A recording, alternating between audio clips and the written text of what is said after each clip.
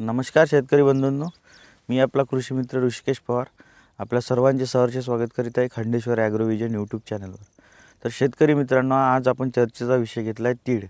कारण आपल्या तिळाच्या मागच्या ट्रॅक्टरच्या पेरणीवर काही शेतकऱ्यांच्या कमेंट आल्या होत्या की ती 10 दिवस झाले आहे त्या व्हिडिओला, तर तिळाचं जर्मिनेशन झालं असेल तर त्याचा व्हिडिओ टाका। तर आपण त्या टाकळी गिलबा या गावामध्ये आलो आहे आणि आपल्या पाठीमागे जो पाहत आहे तिळाचा प्लॉटाचं जर्मिनेशन चांगल्या प्रकारे तुम्हाला दिसत आहे। तर यामध्ये जर्मिनेशन खूप चांगलं झालं आहे, परंतु हे तीळ दाट झालं आहे। तर दाट तिळाचं आपल्याला थिनिंग करणे फार गरजेचे आहे, जेणेकरून जास्त स्पेस जर झाडातल्या झाडात जास्त जर आली 6 ते 7 बोट, तर झाड हे चांगल्या पद्धतीनं ग्रो होतं आणि चांगल्या पद्धतीनं स्पेसिंग मिळाल्यामुळे त्याला जास्त गोंड्या लागण्याचं प्रमाण वाढतं। तर यासाठी आपल्याला तिळाची जी आहे निंदणीच्या वेळेस, डवरणी झाल्यावर निंदणीच्या वेळेस आपल्याला 6 बोटावर एक झाड असं आपल्याला विरळणी करायची आहे।